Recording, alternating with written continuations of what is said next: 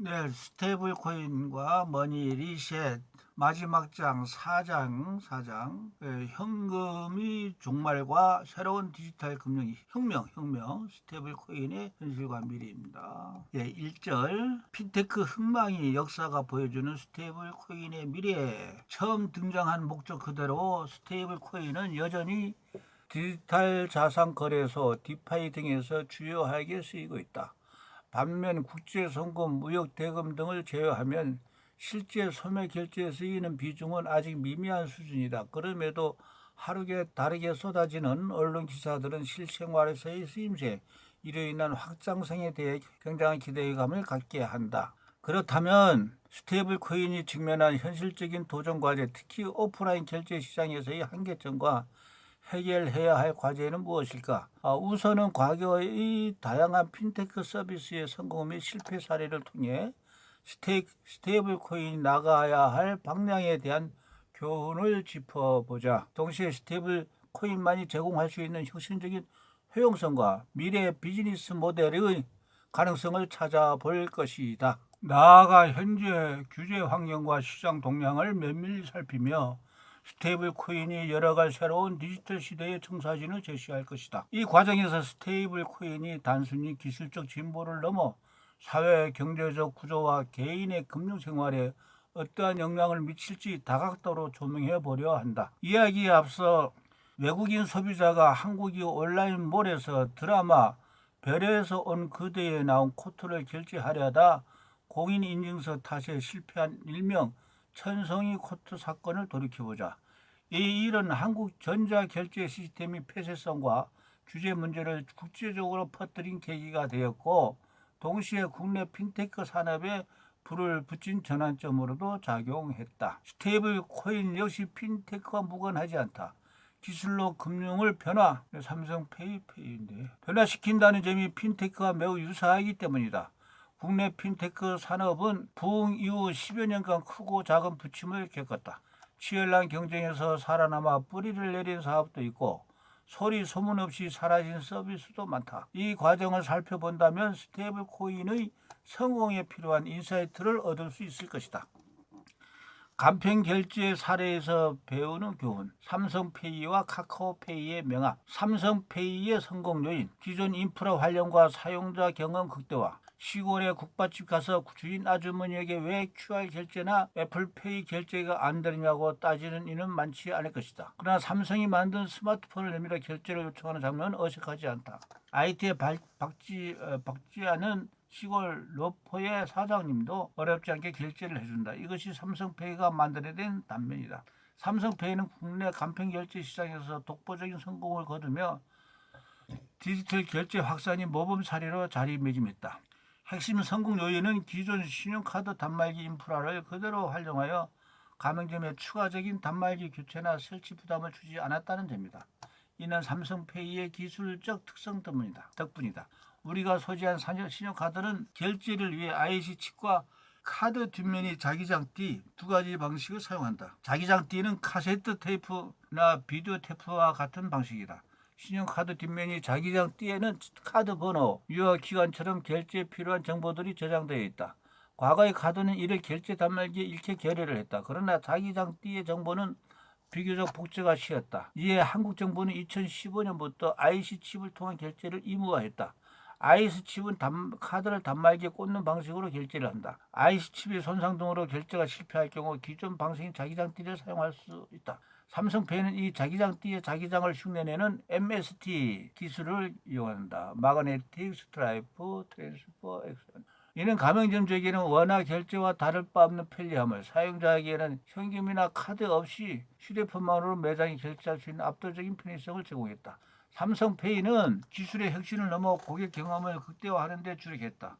휴대폰을 켜기만 하면 바로 결제할 수 있는 빠른 구동 속도로 통해 과정을 간소화했으며 멤버십 포인트 자동 적립, 교통카드 기능 탑재, 현금 인출 서비스 연동, 모바일 신분증 및 디지털키 탑재 등을 확장 제공하여 이용자에게 실질적인 가치를 제공했다. 물론 스마트폰 제조사답게 휴대폰 속 기본 앱으로 탑재하여 높은 접근성을 제공한 것도 사용자 저변 확대에 크게 기여했다. 2015년 처음 공개된 삼성페이는 2024년 기준 전 세계 활성 사용자 수 1억 5천 명을 돌파하여 확대 중이다. 삼성페이는 사용자들에게 번거로움 없이 기존의 결제 방식보다 훨씬 편리한 경험을 제공함으로써 시장을 장악할 수 있다. 가장 쉽고 단순한 사용자 경험이 제대로 맥혀든 것이다. 카카오페이 오프라인 확산 한계, 단말기 설치 장벽과 불편함 해소. 반면 카카오페이는 오프라인 결제 시장에서 삼성페이와 같은 큰 성공을 거두지 못했다. 카카오페이는 사용자의 스마트폰으로 가맹점과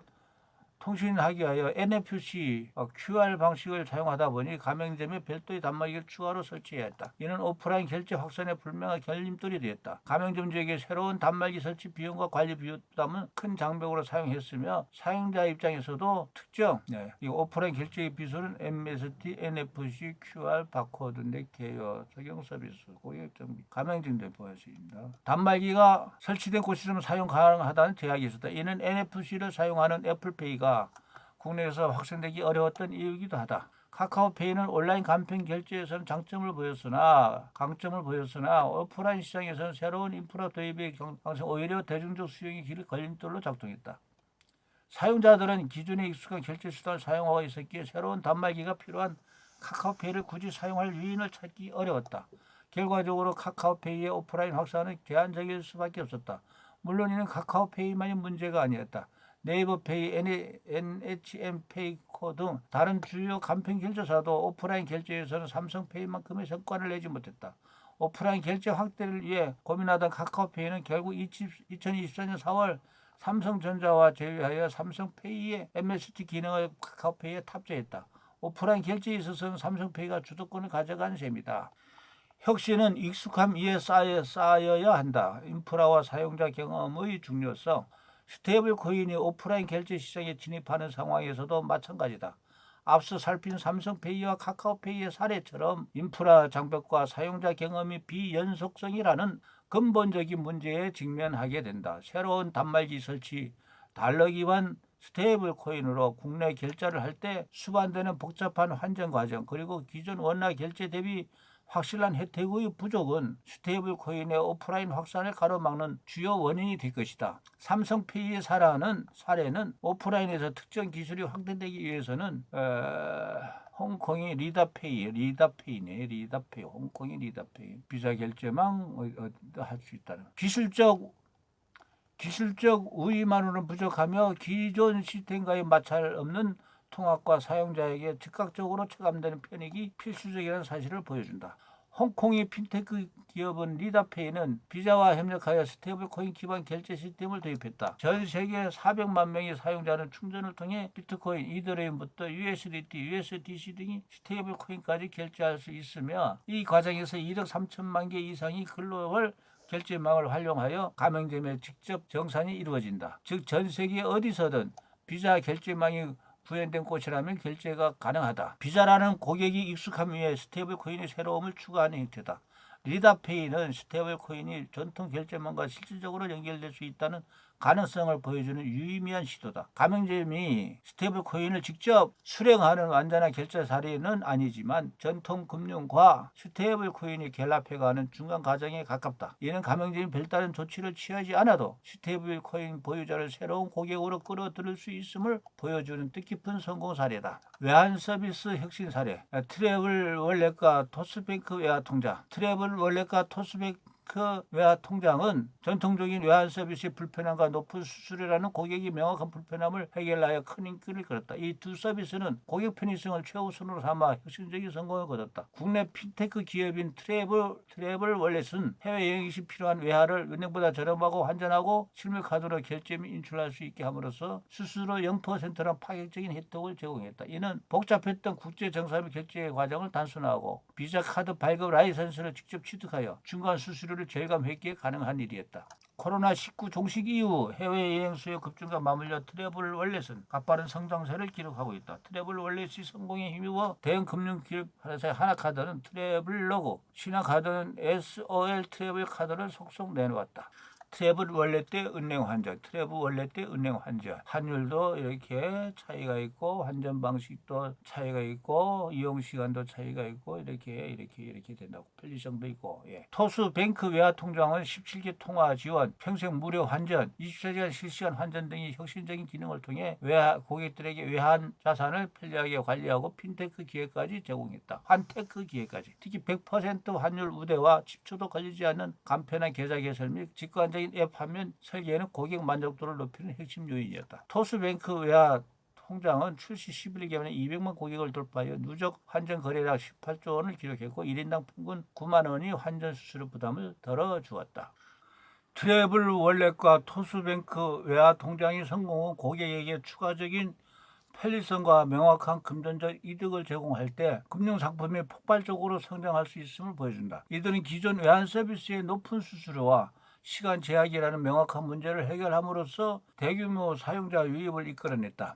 이는 스테이블 코인에도 많은 시사점을 준다. 스테이블 코인은 기업과 국제 송금 분야에서 두각을 나타내고 있지만 개인 고객에도 이러한 편의성과 비용 절감이라는 강점을 보여준다면 충분히 성공을 거둘 수 있다. 국내 오프라인 결제 시장 역시 전통 금융 결제 시스템이 공고히 자리하고 있기에 명확한 가치 제한을 찾아야 고객이 선택을 받을 수 있다. 즉 스테이블 코인이 국내 시장에서 성공하려면 기존 원화 결제의 비효율적인 면을 해소하는 새로운 고객 가치를 지속적으로 발굴해야 한다. 오프라인의 벽을 넘지 못한 디지털 화폐 비트코인과 페이코인 2017년에서 2019년경 명동과 고속터미널 지하 상가에서 비트코인 결제 실험이 시도되었으나 결국 실패로 돌아갔다. 비트코인은 화폐로서 기능을 하기 위한 세 가지 핵심 요소인 교환의 매개, 가치 척도, 안정적 가치 저장이라는 화폐 본연의 기능을 완벽히 충족하지 못했다. 가장 큰 문제는 극심한 가격 변동성이었다. 결제하는 순간에도 가격이 크게 바뀌어 소비자나 가맹점주 모두에게 예측 불가능한 손실을 알게 줄 수 있었다. 또한 느린 결제 속도와 높은 수수료는 실시간으로 이루어져야 하는 오프라인 결제 환경에 적합하지 않았다. 심지어 비트코인 거래 수수료는 네트워크 트래픽에 따라 급등락을 거듭했다. 결국 대중은 비트코인을 결제 수단보다 디지털 금으로 보고 보유와 저장에만 관심을 갖기 시작했다. 이러한 근본적인 한계로 인해 비트코인은 백서에서 꿈꿨던 P2P 전자 결제에 안착하지 못했다.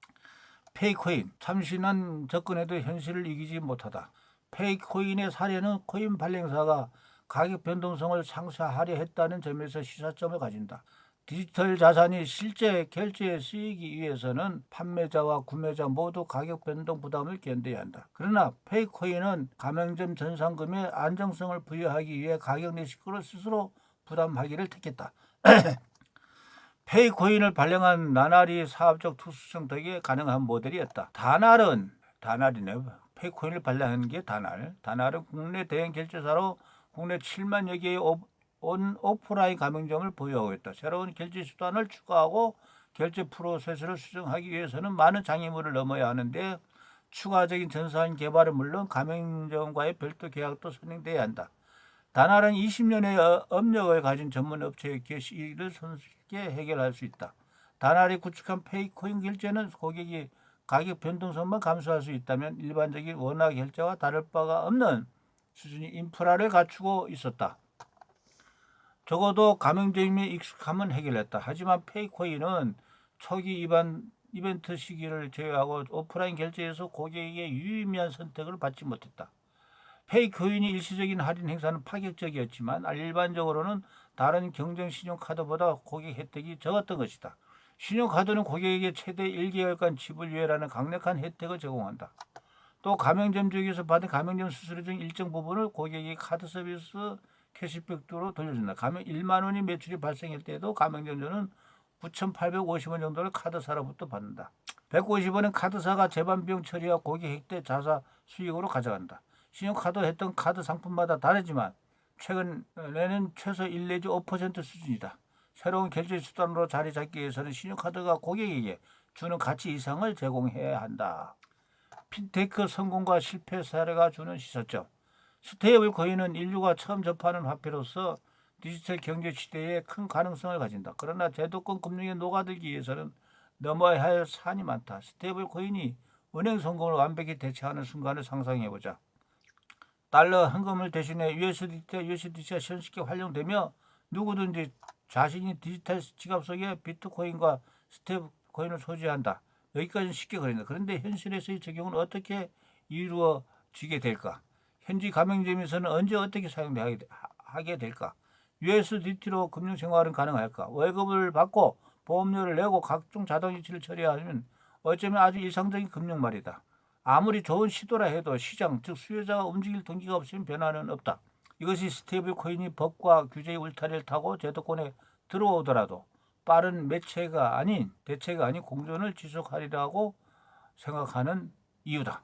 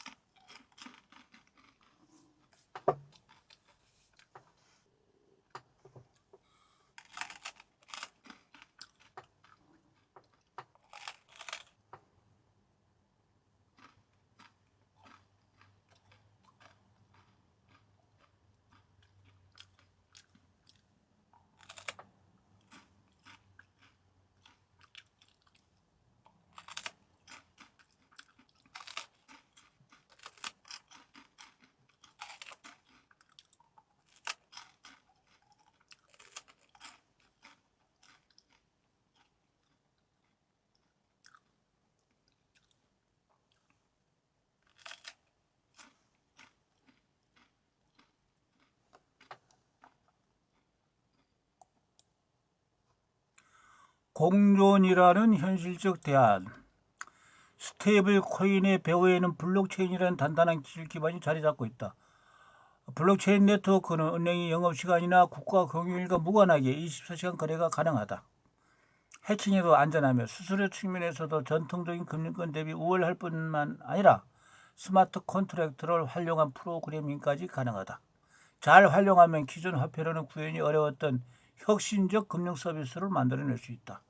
이러한 기술적 특성 덕분에 스테이블 코인은 전통 금융과 디지털 자산 세계를 잇는 가계로서 일반 통화의 가치를 유지하면서도 디지털 화폐의 기동성과 확장성을 제공하는 새로운 형태의 화폐 인프라로 평가받고 있다. 머지않아 달러와 연동된 USDC 등이 스테이블 코인이 세계 각국에서 사용되고 통화 주권을 지키려는 나라는 자국의 스테이블 코인을 새롭게 발행할 것이다. 그 결과 극심한 경쟁 체제가 굳어질 전망이다. 다만 시장에서 기대하는 만큼 스테이블 코인이 현실에 빠르게 녹아들 수 있을지는 여전히 의문이다. 스테이블 코인은 언제 또 어떻게 우리 생활에 들어오게 될까? 지금부터 질문에 대한 답을 찾아보자. 스테이블 코인은 이 순간에도 조금씩 현실 세계로 스며들고 있다. 글로벌 활용 사례와 시장 확대. 세계 어디서나 통용되는 디지털 통화로 기능하는 만큼 스테이블 코인이 실사용 사례도 점점 늘어나고 있다. 일례로 일론 머스크가 이끄는 스페이스 X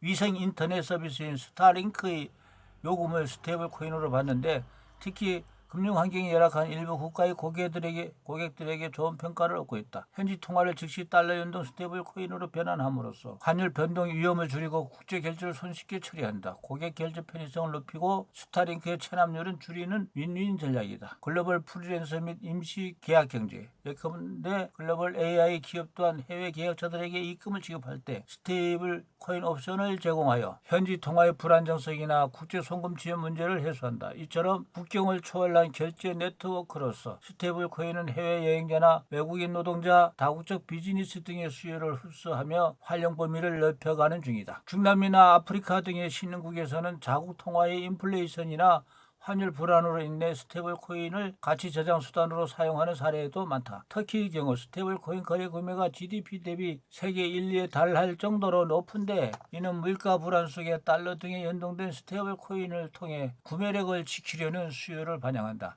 비자와 협력하는 데이터 플랫폼 알리움 랩스 등의 자료에 의하면 이러한 시장의 수요에 힘입어 2024년 한 해 동안 스테이블 코인을 통한 전 세계 송금 결제 거래액은 급증했고 같은 기간 비자와 마스터카드의 결제액을 합친 것보다는 7.7% 많았다. 활성화된 스테이블 코인 지갑수 역시 2024년 1월 약 1960만 개에서 2025년 2월 3천만 개를 돌파하여 1년 사이에 53% 증가한 것으로 나타났다.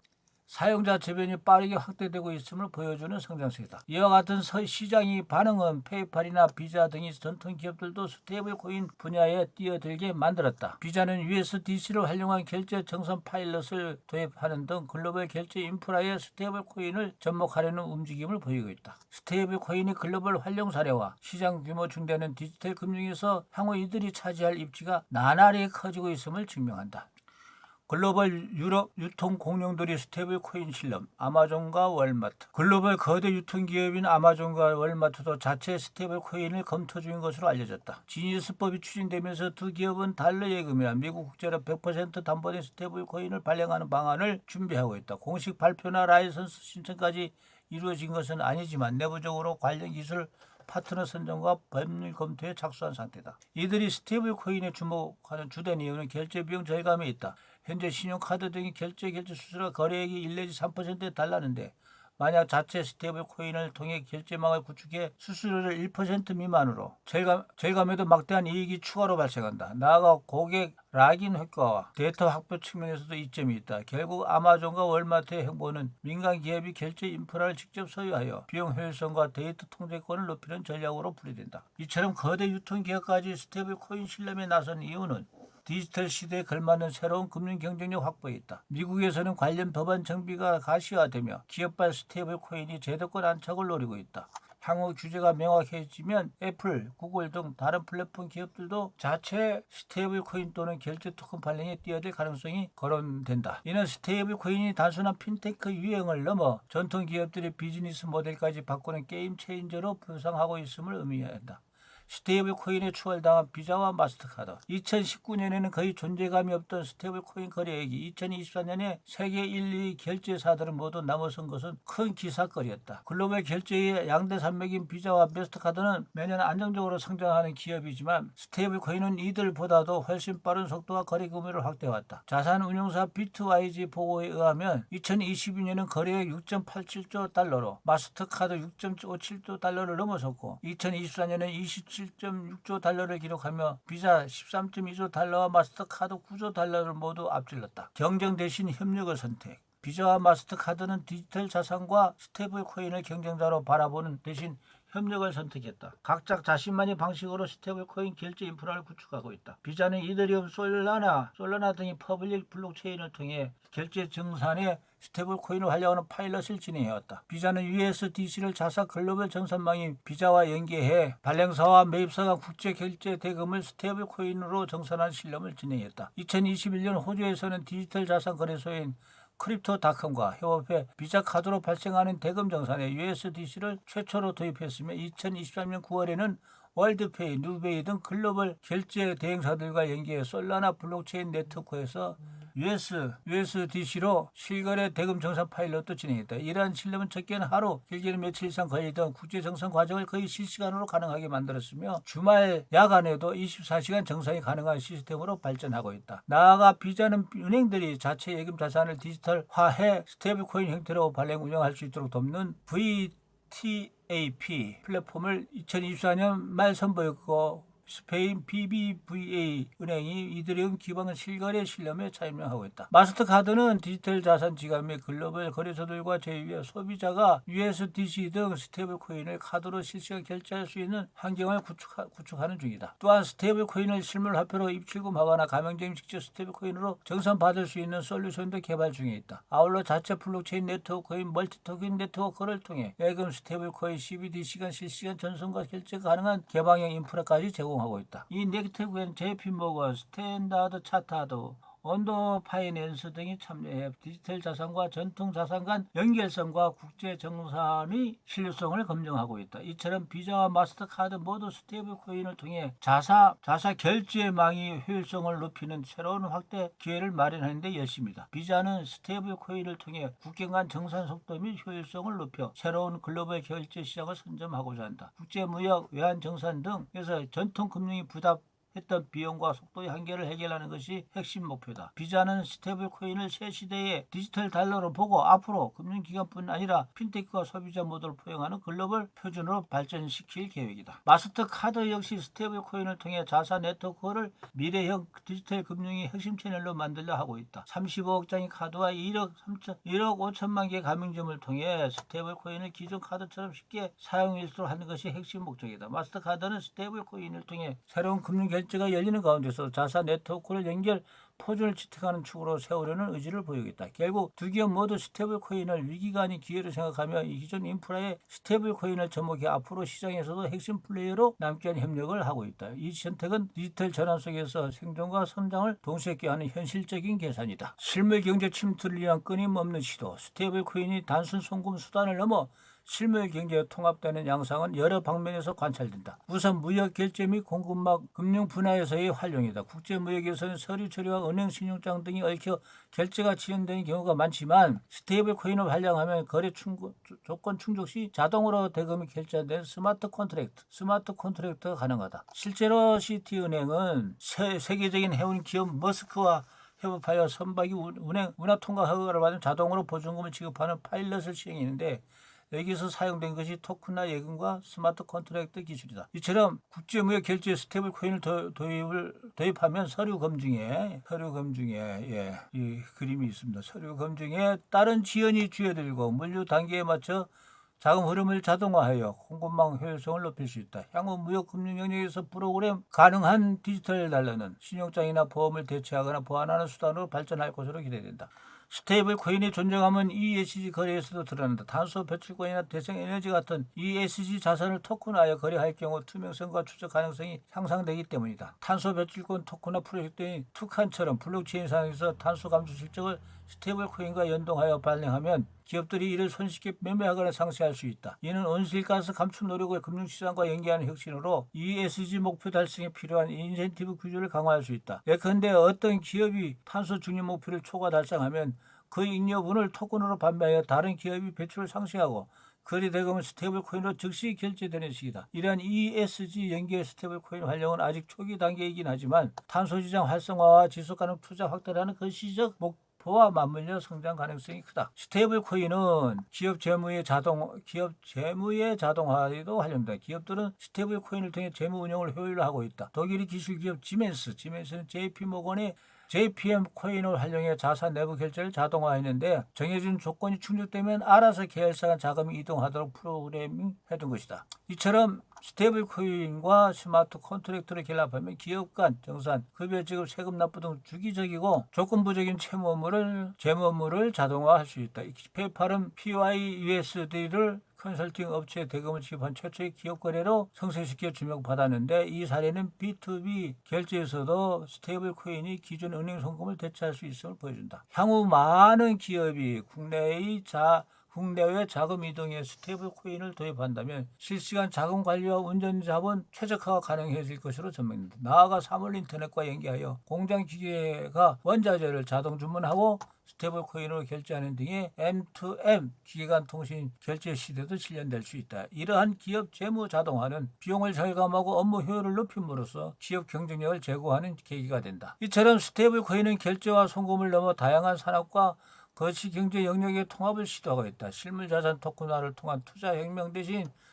국제 통화 체제의 다변화 시도, 대기업 주도의 결제망 재편, 그리고 미시 교시 경제의 소율성 제고 등 다층적인 변화의 중심에 스테이블 코인이 자리한다. 앞으로 규제가 명확해지고 기술이 성숙함에 따라 스테이블 코인의 활용 범위는 더욱 확대될 전망이다. 이는 곧 금융이 민주화와 효율화, 그리고 실물 경제와 디지털 경제의 연결고리 강화로 이어져 현금 없는 사회에서 새로운 가치 교환이 표준으로 스테이블 코인이 기능할 수 있음을 시사한다. 이러한 변화는 이미 시작됐다. 우리는 미래의 금융과 경제 구조를 근본적으로 재편할 이 거대한 흐름에 주목해야 한다. 다음은 4장의 3절, 세 번째. 스테이블 코인이 풀어야 할 과제. 스테이블 코인이 풀어야 할 과제. 결제 수단으로서의 진입 장벽. 현재 스테이블 코인이 실물 경제에서 결제 수단으로 사용되는 비중은 전체 활용 대비 5% 이하에 불과하다. 결제 인프라의 제약, 사용자의 심리적 장벽, 그리고 사용 절차의 복잡성 때문이다. 먼저 일상 결제 수단으로 자리 잡는 데는 여전히 높은 장벽이 존재한다. 우선은 가맹점에서 스테이블 코인을 받기 위한 결제 인프라를 구축하는 일이 쉽지 않다. 소비자가 스테이블 코인으로 결제를 하려면 가맹점이 디지털 지갑이나 결제 단말기 등 연동 시스템을 갖춰야 하는데, 이는 많은 영세 상인에게 실적 비용적 부담을 준다. 현재로는 비자나 마스터카드 같은 기존의 카드망에 스테이블 코인을 연계하여 겉으로는 법정 화폐로 결제되고 뒤편에서 스테이블 코인이 오가는 방식 등이 대안으로 추행되고 있다. 하지만 이는 진정한 의미의 스테이블 코인 결제가 아닌 반쪽짜리 과정에 불과하다. 상점 주인은 여전히 스테이블 코인이 아닌 법정 화폐로 정산받기 때문이다. 소비자 측면에서도 진입 장벽이 존재하는데, 일반 소비자가 스테이블 코인 결제를 이용하려면 먼저 거래소 등에서 법정 화폐를 스테이블 코인으로 바꾸어 자신의 디지털 지갑에 보관해야 한다. 이 지갑 설정 및 충전 과정이 복잡하여 기술 친화적이지 않은 사용자들에게는 큰 장애 요인이 된다. 실제로 소피파이 등 일부 글로벌 전자상거래 플랫폼이 스테이블 코인 결제를 시도하고 있지만 지갑 설정이 번거로움과 소비자 인센티브 부족으로 도입이 더딘 실정이다. 특히 신용카드 결제는 소비자에게 포인트 적립 등의 혜택을 제공하는 데 비해 스테이블 코인 결제는 특별한 이점이 체감되지 않는 점도 보급을 가로막는 요소다. 페이코인도 국내 디지털 자산 거래소인 코빅과 협력하여 오프라인 결제를 시도했지만 일반 소비자가 수용하기 어려운 복잡한 과정 탓인지 주목을 받지 못했다. 페이팔이 스테이블 코인 총괄 부사장은 동네 가게에서 스테이블 코인으로 바로 결제하는 일은 당장 일어나지 않을 것이라며 초기에는 온오프라인 일부 영역에 한정된 활용에 그칠 것으로 내다보았다. 광범위한 가맹점망과 사용자 편의성이 이미 구축된 기존 결제 시장에 스테이블 코인이 파고들기 위해서는 기술 통합과 사용자 경험 측면에서 더 높은 수준의 편의성 제공이 필요하며, 그 전까지 보편화의 길은 험난할 전망이다. 소비자와 판매자의 심리적 장벽. 심리적인 요인 역시 스테이블 코인 대중화의 걸림돌이다. 화폐에 대한 신뢰와 관성 탓에 일반 소비자들은 국가가 보증하는 법정 화폐에 익숙하고 이를 가장 안전하게 느끼는 경향이 있다. 반면 스테이블 코인은 가치가 고정되어 있다 해도 여전히 민간이 디지털 토큰이므로 막연한 불안감을 느끼기 쉽다. 특히 2020년이 테라 루나 사태처럼 일부 스테이블 코인이 붕괴하여 큰 손실을 초래한 사건은 대중에게, 특히 한국인에게 부정적 인식을 심어주었다. 우리나라 정부도 이를 인해 스테이블 코인의 부정적인 인식을 갖게 된 것이 사실이다. USDC도 미국 실리콘밸리 은행 파산 당시 일시적으로 1달러 밑으로 가치가 떨어지는 현상, 일명 디페깅이 발생하여 과연 준비 자산이 충분한가에 대한 의문과 함께 시장 신뢰가 흔들린 적이 있었다. 이러한 신뢰 문제로 인해 소비자나 상인들은 스테이블 코인을 일상 거래에 활용하는 데 주저할 수밖에 없다. 각국의 정부 승인 여부가 불투명한 상황이 심리적 장벽을 키운다. 아직까지 많은 나라에서 스테이블 코인을 정식 결제 수단으로 인정하지 않으며 다만 구제 방향을 잡아가고 있다. 제도화 이전이 스테이블 코인을 쓰다가 법적 문제에 휘말릴까 우려하는 분위기도 있다.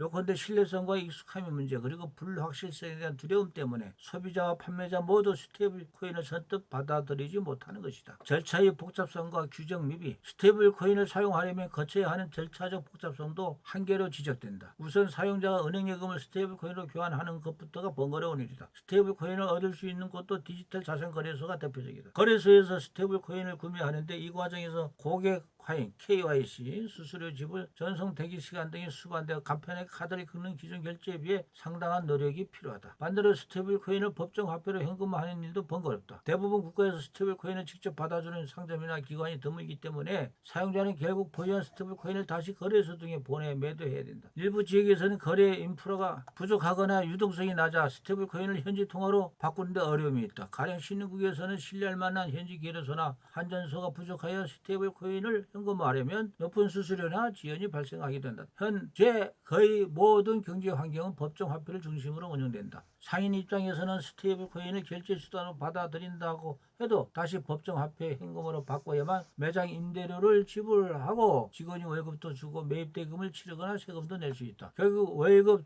월세, 공과금도 모든 금융생활이 스테이블 코인으로 이루어질 시에 바뀌어야 근본적인 해결이 가능하다. 기업 입장에서도 회계 처리의 복잡성이 걸림돌이다. 스테이블 코인으로 결제를 받으면 이후 장부에는 어떻게 기록해야 할지, 환율 변동에 따른 환산은 어떻게 처리해야 할지 좋을지 명확한 기준이 필요하다. 하지만 현재 회계 기준이나 세법이 이를 충분히 다루지 못하고 있어 혼란이 발생한다. 스테이블 코인은 본질적으로 안정된 가치를 유지하는 특성에도 불구하고 자금 세탁이나 조세회피, 다크웹 기반의 불법 무기 및 마이크로 등이 악용될 수 있다는 우려를 꾸준히 받았다.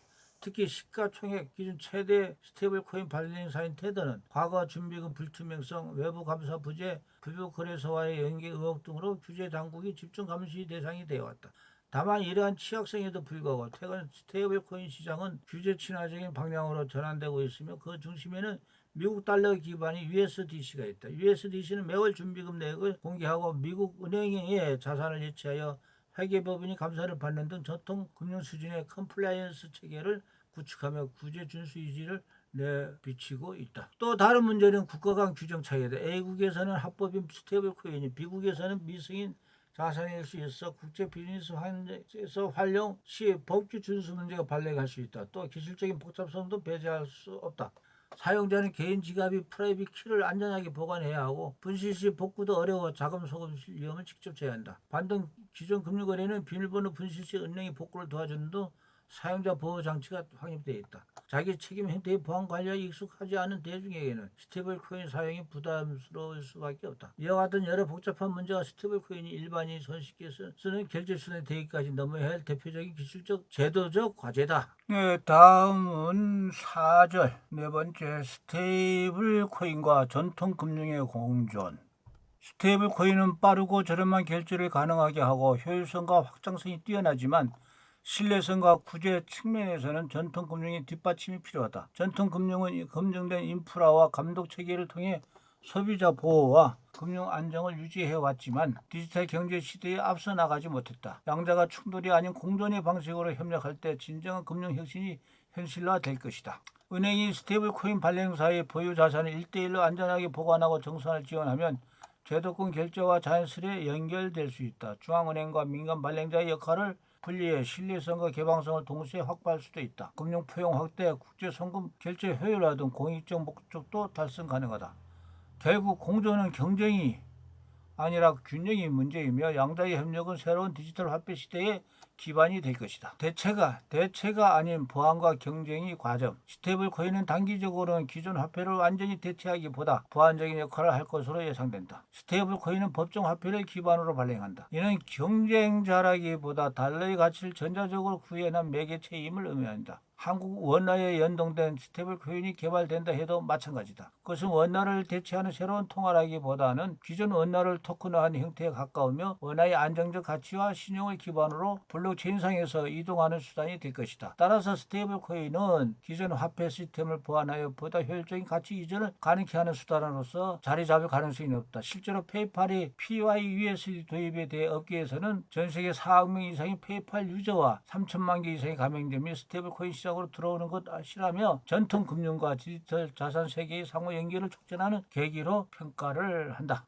스테이블 코인이 법정 화폐로는 할 수 없는 일을 보완적으로 수행함으로써 전체 시장의 파이를 키울 수 있다는 의견이다. 일부 국가의 인플레이션 환경에서는 자국 통화의 구매력 하락을 스테이블 코인이 보완해 줄 수 있고 자국 통화가 강세인 안정된 경제권에서는 굳이 스테이블 코인을 일상에 쓰지 않더라도 해외 송금이나 디지털 자산 투자 등 특정 목적에 한해 적극적으로 활용할 수 있다. 북미와 서유럽 등 탄탄한 금융 인프라를 보유한 지역에서는 스테이블 코인 도입 증가율이 신흥국보다 낮게 나타나는데, 이는 기존 시스템이 잘 작동하는 곳에서는 스테이블 코인이 효용이 상대적으로 낮기 때문이다. 한국도 비슷한 상황이다. 반대로 금융소외 계층이 많은 중남미나 아프리카처럼 자국 통화가 불안한 국가에서는 스테이블 코인이 기존 화폐가 닿지 못하는 영역을 보완하며 금융 포용성을 높여주고 있다. 좋은 예가 베트남이다. 베트남은 세계 최고 수준의 디지털 자산 채택률을 보이는 국가로 인구의 17 내지 20%가 디지털 자산을 보유하거나 사용한 경험이 있는 것으로 조사되었다. 무려 약 1,700만 명에 달하는 규모다. 베트남 당국이 디지털 자산을 법적으로 정의하거나 규제 체제를 마련하지 못한 가운데 USDT와 USDC를 중심으로 한 스테이블 코인 시장이 독자적인 금융망처럼 성장했다. 베트남 국민들은 전통적으로 자국 통화의 불안성에 대한 우려로 달러나 금을 선호해왔는데, 최근에는 스테이블 코인이 그 대안으로 각광받고 있다. 이처럼 스테이블 코인이 미래의 법정 화폐를 완전히 대체하지는 않더라도 각자의 장점을 살려 상호 보완적인 공존을 이루어낼 것이라는 의견이 힘을 얻고 있다. 프로그래머블 머니가 만들어갈 새로운 가치. 스테이블 코인은 화폐나 전제 화폐와 달리 스마트 컨트랙트가 가능하다는 차별점을 가지고 있다. 스마트 컨트랙트는 이더리움, 솔라나, 아발란체 등의 블록체인 네트워크 위에서 구현되는데, 이 덕에 전통 금융에서 구현이 어려운 다양한 비즈니스 모델이 가능하다. 예를 들어 콘텐츠, 음원 등의 사용량에 근거하여 탄력적 요금제를 실기할 수 있다. 디지털 콘텐츠 구매 후 환불 조건을 자동으로 실행하거나 계약서에 여러 가지 조건을 붙여 대금 지급을 자동화할 수도 있다. 은행이나 지급 결제 사업자 없이 스마트 컨트랙트만으로 결제 조건을 자동화하는 것이 가능하기에 리스크가 낮아진다. 앞서 살펴본 것 같이 소피파이 케이스가 여기에 속한다. 코인베이스와 협업해 USDC 결제를 스마트 컨트랙트로 활용한 결과 소피파이의 결제, 환불, 세금 처리 등 다양한 기능이 자동화되었고, 낮은 수수료로 글로벌 결제 확장까지 구현해냈다. 프로그래밍이 가능한 스테이블 코인이 이미 실현되고 있는 것이다. 또 스테이블 코인은 블록체인 원장에 이체 내역이 영구적으로 기록되며 누구나 이를 검증할 수 있다. 이 역시 기존 화폐에는 없던 기능이다. 사용 내역이 투명하게 추적되어야 할 경우 스테이블 코인이 좋은 선택지가 될 수 있다. 스테이블 코인이 송금을 기반으로 확대됨에 따라 스마트 컨트랙트 기능을 활용한 다양한 사업 모델과 실행 세례가 나타나는 중이며, 그 입지는 점차 확대될 것이다. 스테이블 코인이 점진적인 제도권 편입. 스테이블 코인은 점차 제도권이 금융 시스템 속으로 편입될 것으로 전망된다. 일본, 싱가포르, 유럽연합, 미국 등 주요국에서 관련 법과 규정을 정비해가는 추세인데, 그 방향은 스테이블 코인을 공식 금융기관이 취급할 수 있는 자산으로 인정하는 쪽에 가깝다. 이러한 규제 명확하면 은행, 증권사, 자산운용사 등 전통 금융기관들이 스테이블 코인 사업에 뛰어들 수 있는 길을 열어준다. 리브라 프로젝트를 실패한 메타 역시 리플이 스테이블 코인 RLUSD를 인수할 가능성을 보여주는 등 시장 재진입 의사를 내비치기도 했다. 페이팔 등이 대형 핀테크 기업도 스테이블 코인 산업으로 빠르게 이동하고 있다. 페이팔은 자사 스테이블 코인을 외부 지갑으로 전송 가능하도록 인프라를 구축하며 자사 플랫폼 안팎으로 자유롭게 활용하도록 준비하는 중이다. 일종의 개인 거래 플랫폼이 되는 셈입니다. 이는 기존 금융 회사들이 스테이블 코인을 활용한 결과 송금 서비스를 제공하고 그 뒤편에서는 블록체인으로 정산하는 형태가 구현될 수 있음을 시시한다. 단 제도권 진입은 단계적으로 이루어질 듯하다. 페이팔이 PYUSD도 초기에는 미국 거주자 대상 서비스로 한정되었는데, 이는 각국의 규제에 대응하면서 안전하게 확정하려는 전략으로 익힌다. 한국에서도 법률 정보가 완료되기 전까지는 은행들이 실제 스테이블 코인 발행을 보류하고 있다. 즉 제도권 진입은 규제와 보조를 맞춰 진행될 것이다. 향후 법적 불확실성이 훼손되고 감독 체계가 명확해지면 스테이블 코인은 은행의 예금처럼 제도권에서 관리 감독되며 신뢰성을 인정받는 자산으로 자리 잡을 것이다. 요컨대 스테이블 코인의 미래는 정부와 금융권이 관리하여 안정성을 갖추고 전통 금융망과 연결되어 다방면으로 활용되는 모습에 가깝다.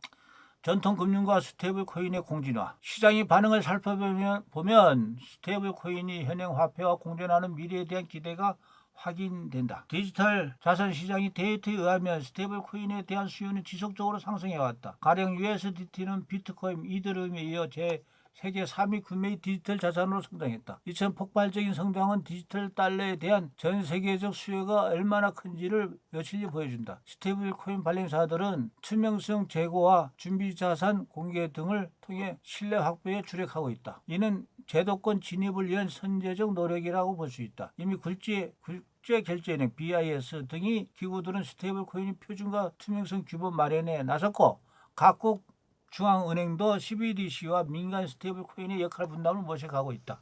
업계 전문가들은 스테이블 코인이 향후 금융 포용성 증대, 실시간 결제 혁신, 무역 거래 간소화 등에 크게 기여할 것으로 전망한다. 한편 우려도 적지 않다.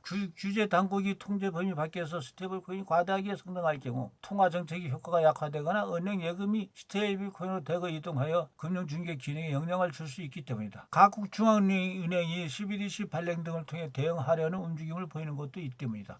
하지만 현재까지 추세를 보면 스테이블 코인은 민간 부분에서 혁신을 주도하고 정부는 이를 감독 조율하며 위험을 관리하는 공존 전략이 유력하다. 스테이블 코인의 영향력은 은행 산업까지 미칠 가능성이 크므로 은행은 워낙 스테이블 코인 발행에 적극적으로 참여할 계획을 갖고 있다. 즉 기존 금융권도 스테이블 코인을 배척하기보다는 적극 수용하면서 새로운 기회를 모색하는 중이다. 이는 핀테크 태동 당시 은행의 대응 전략과도 유사한 측면이 있다. 앞날에 그려보았을 때 소비자는 일상에서는 기존 화폐를 주로 사용하되 필요에 따라 스테이블 코인을 통해 해외 송금이나 디파이 투자 등에 쉽게 할 가능성이 높다. 기업은 국내 거래에는 원화, 국제 거래에는 달러 스테이블 코인을 활용할 것이고 은행은 자체 예금 토큰 혹은 스테이블 코인을 발행해 고객의 통장과 연계된 디지털 자산 서비스를 제공할 것이다. 결국은 스테이블 코인과 현행 화폐는 상호 보완적인 관계 속에서 공진화할 전망이다. 이는 화폐에 있어 또 한 번의 거대한 발전이다. 스테이블 코인의 강점과 한계를 균형 있게 인식하며 적절한 규제와 기술 발전이 뒷받침된다면 현행 법정 화폐 체제와 조화를 이루는 건강한 스테이블 코인 상태계가 자리 잡을 것이다. 예, 이 책의 4장의 5번째 5절 마지막 절이네요. 원화 스테이블 코인과 한국의 미래. 원화, 우리 한국 돈 원화, 한국의 미래. 대한민국은 디지털 금융의 선도국으로 불릴 만큼 기술 도입에 있어서는 늘 빠르게 움직여왔다. 모바일 뱅킹, 간편 결제, 인터넷 금융 인프라 등은 세계 최고 수준이지만 유독 디지털 자산을 비롯한 스테이블 코인을 바라보는 시선은 조심스럽고 복잡하다. 제도와 기술 사이, 통화 주권과 산업 유승 사이에서 갈등하고 있는 모습은 디지털 금융 시대에 한국이 마주한 딜레마의 초상이다. 지금 우리는 디지털 통화를 둘러싼 거대한 흐름 앞에 서 있다. 과감한 전진과 신중한 관망 사이 방향을 결정해야 할 순간이다. 디지털 자산이라는 강력한 무기를 손에 쥐고도 주저하는 나라.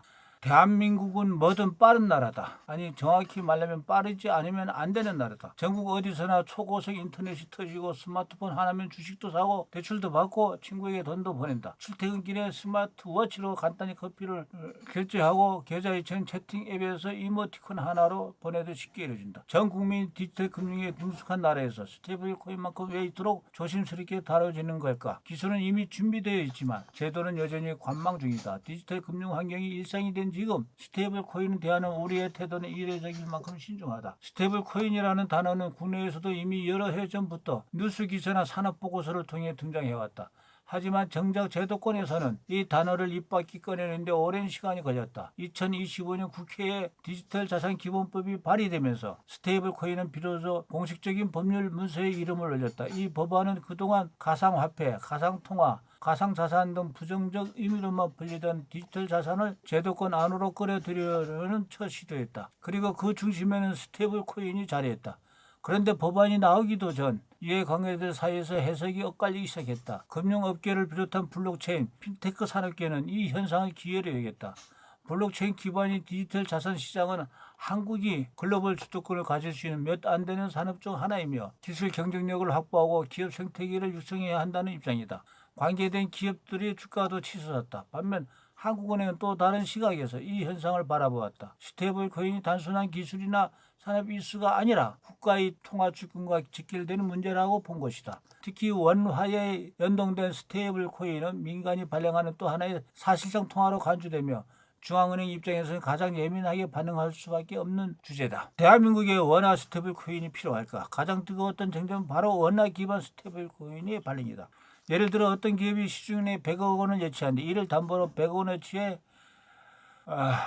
KRW 코인을 발행한다고 가정해보자. 이 코인은 블록체인 위에서 실시간으로 전송되고 상점이나 온라인 결제에 사용되며 때로는 디지털 자산과 교환되기도 한다. 이 자체로 화폐처럼 작동하는 것이다. 한국은행이 이 상황을 이렇게 묻는다. 정부가 발행하지도 않은 두 번째 원화가 시장을 마구 떠돌아다녀도 무방한가? 이는 중앙은행이 수십 년간 지켜온 통화 주권과 통화 정책 수단에 대한 깊은 우려이자 경고에 가깝다. 만약 원화 스테이블 코인이 대중화되어 사람들의 일상적인 결제에 여기 한국은행 2020년 상반기 금융안전 보고서 내용에 보면 잠재 리스크, 코인런 결제 운영, 외환거래 유출입, 통화정책 효율성에 대한 보고서 내용이 이렇게 있다. 자주 쓰기 시작하면 시중은행 안에는 돈이 남아있더라도 쉽게 꺼내 쓰거나 다른 곳에 대출을 해줄 수 없는 상태가 된다. 언제든 요청이 들어오면 스테이블 코인을 원화로 바꿔줄 수 있도록 준비해야 되기 때문이다. 이렇게 되면 은행은 기업과 개인이 대출 여력이 줄어든다. 그 결과 한국은행이 금리를 인상하거나 인하하더라도 실물 경제에 미치는 효과는 제한적일 수 있다. 마치 자동차의 브레이크나 엑셀을 아무리 밟아도 제동이 불가능한 상황과 같다.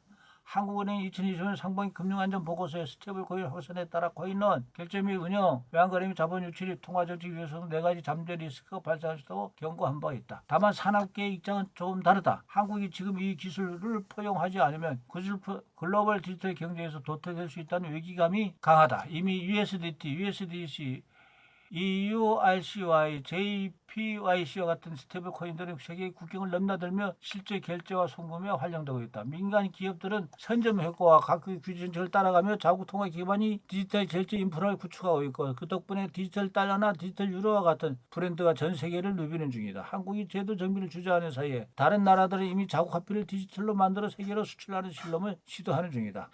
흥미로운 것은 이 치열한 논쟁이 오가는 가운데 민간 산업계가 조용히 움직이고 있다는 사실이다.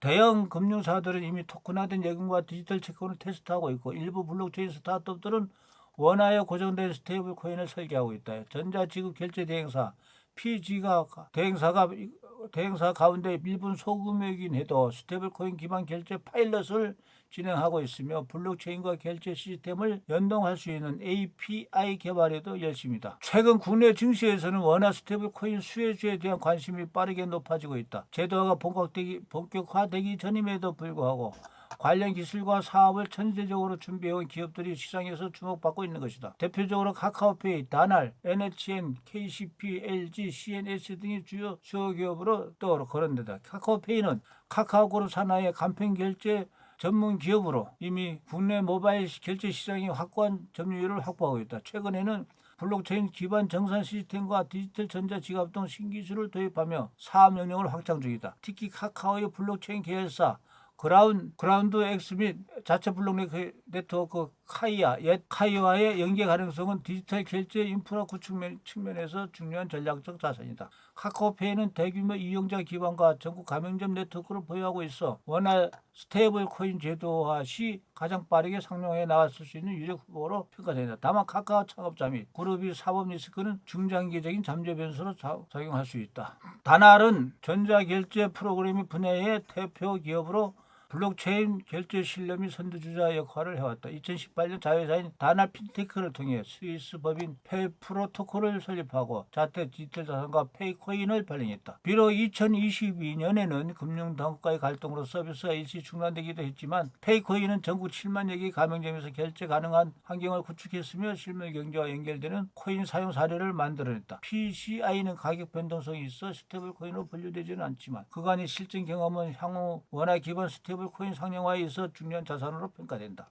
NHN KCP는 NHN 그룹의 전자결제 자회사로 전국 수십만 개 가맹점과 탄탄한 PG 인프라를 기반으로 한다. 페이코라는 간편결제 서비스도 함께 운영 중이며 게임, 커머스 등 계열사 협력 잠재력을 확보하고 있다. 특히 스테이블 코인 발행과 유통, 정산을 모두 자체 시스템 내에서 처리할 수 있는 기술력과 인프라를 보유하고 있다는 점에서 시장의 기대가 크다. LG CNS는 LG그룹이 IT 시스템 개발 전문 계열사로 국내 주요 금융기관이 디지털 전환 프로젝트를 수행하며 신뢰도 높은 기술력을 입증해왔다. 특히 블록체인 플랫폼 구축 경험과 공공부문 프로젝트 수행 이력 등을 바탕으로 스테이블 코인 기반의 정산 시스템이나 DID 탈중앙 신원인증, 스마트 컨트랙트 연계 등 다양한 활용 가능성이 점쳐진다. 투자자들 사이에서는 기술 인프라 제공자이자 디지털 금융 수혜 구조의 숨은 강자로 평가받고 있다.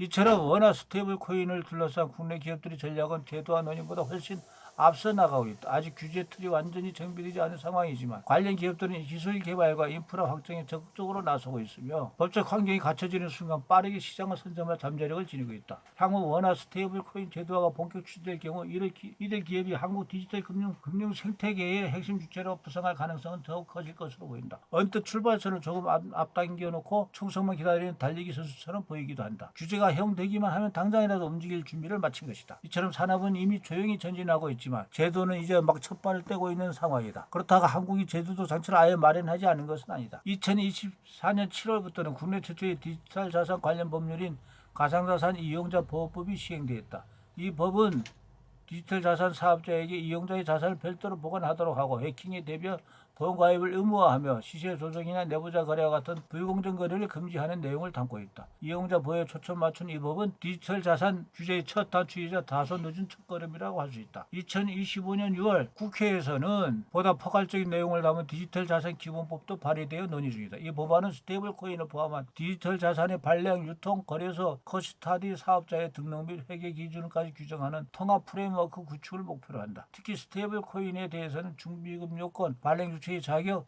상환 의무 등 보다 구체적인 관리 규정을 포함하고 있어 향후 제도화 논의의 중요한 전환점이 될 것으로 보인다.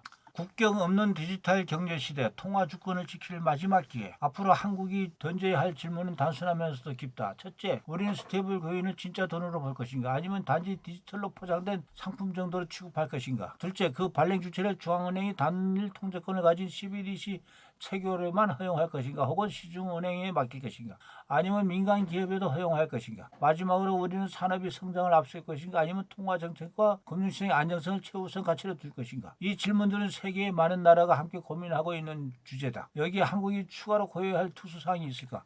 한국의 기술 수용 속도는 세계 최고 수준이며 전국 어디서나 초고색 인터넷과 모바일 인프라를 누릴 수 있다. 국민들은 간편 결제와 인터넷 금융에 이미 익숙하다. 새로운 기술 서비스가 등장하면 빠르게 확산되고 시장 그 변화를 민감하게 받아들인다. 하지만 제도는 이미 여전히 신중하다. 중앙은행이 통화 정책을 강하게 조율하는 구조 아래 민간의 기술 실력과 제도 설계 간의 간극은 점차 벌어지고 있다. 이런 디지털 수요 기반이 강한 나라일수록 스테이블 코인과 같은 새로운 결제 수단의 영향력은 실물 경제와 금융 시스템 전반에 훨씬 더 크게 작용할 수가 있다. 만약 달러 기반 스테이블 코인이 국경을 넘어 일상 결제와 송금 시장을 점유하게 된다면 이에 대응할 원화 스테이블 코인을 준비하지 못한 한국은 통화 주권과 금융 질서 면에서 더 큰 충격을 받을 수 있다. 디지털 통화 환경에서조차 외화 의존이 심화될 가능성도 배제할 수 없다. 결국 이 간극을 얼마나 전략적으로 좁히냐에 따라 기술을 선도할 기회와 제도적 리스크 사이의 균형은 전혀 다른 결과를 만들어낼 것이다.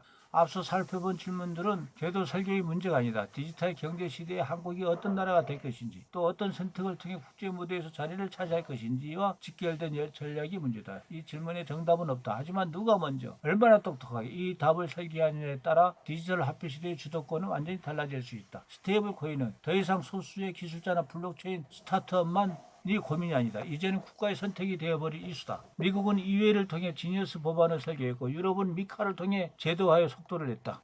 싱가포르와 홍콩 같은 아시아의 금융 허브들은 아예 라이선스를 발급하며 제도화된 실험장을 만들어가는 중이다. 반면 한국은 그 문 앞에서 여전히 주저하고만 있다. 기술은 이미 출발선을 넘었고 시장은 그 기술을 끌고 달리기 시작했는데 법과 제도는 여전히 정비 중이다. 선택이 몇 년만 늦어진다면 단지 하나의 기회를 놓치는 것을 넘어 디지털 금융 생태계에서 한국의 영향력 자체가 약해질 수 있다. 대한민국이 글로벌 디지털 자산 시대의 선도자가 될지 조용한 관찰자가 될지는 결국 오늘의 결정에 달려있다.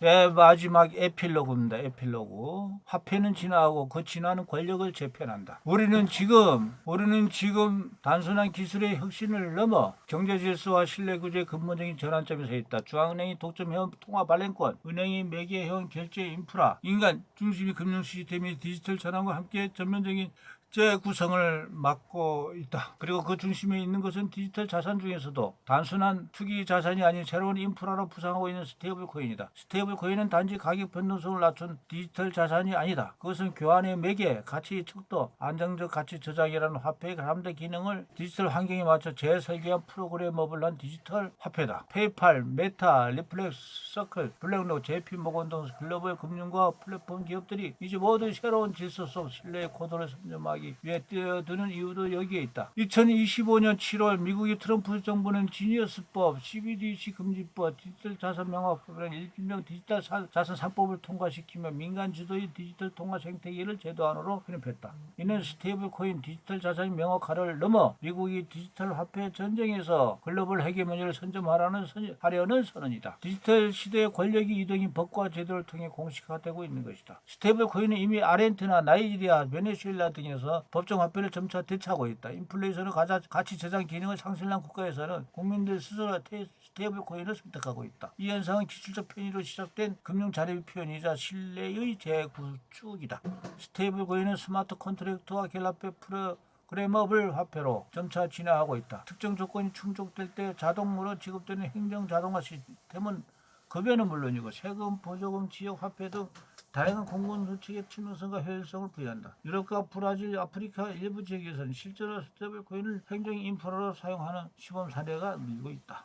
스테이블 코인이 정착되었을 때 가장 기대되는 부가가치는 전통 금융과 디지털 자산 생태계를 매끄럽게 연결하는 다리 역할을 한다는 것이다. 기존 금융기관도 이를 통해 디지털 자산 시장에 진입할 수 있고 반대로 블록체인 기반 자산도 실물 경제와 접속할 수 있게 된다. 또한 기존 금융 시스템 비효율을 제거하고 중개비용과 시간 경계를 핵심적으로 축소함으로써 국제금융의 접근성과 효율성을 동시에 높이는 인프라가 된다. 한국형 스테이블 코인 전략과 선택. 이제 한국은 선택의 기로에 서 있다. 폐쇄형 CBDC 중심국가 통제 모델, 혼합형 공공민간 협업 모델, 개방형 민간주도 상호운영 모델이란 세 가지 시나리오 속에서 한국은 어떤 화폐 질서를 설계할 것인가? 이 질문은 단순한 금융 정책이 아니라 디지털 주권과 경제 구조, 사회적 신뢰 모델의 방향을 결정하는 방향치다. 한국이 이 경쟁에서 단순한 수용자가 아닌 설계자로 나서기 위해서는 다음 세 가지가 필요하다. 첫째, 발행과 유통에서 전통 금융기업뿐 아니라 핀테크, 스타트업, 블록체인 기업도 다양한 민간 주체의 참여가 보장돼야 된다. 둘째, 정부 보조금, 세금 납부 등 공공 부분과의 연결을 통해 실질적 활용 기반을 구축해야 된다. 셋째, 카드사, 피지사, 글로벌 결제 인프라와 기술적 연결을 통한 사용성 확보가 필수다. 이러한 기반이야 한국은 아시아 신흥국 대상 송금 시스템 수출, K 콘텐츠 기반 글로벌 결제 네트워크, 무역 결제 혁신, 투명한 복지 시스템 등 다양한 부가가치를 창출할 수 있다. 그러나 이러한 전략이 전제는 명확하다. 스테이블 코인을 규제 대상이나 리스크로 보는 관점에서 벗어나 원화를 글로벌 전략 자산으로 전환시키는 디지털 통화 정책으로 인식해야 한다는 점이다. 화폐 민주주의 그 시작점. 화폐는 단지 지급 결제 수단이 아니라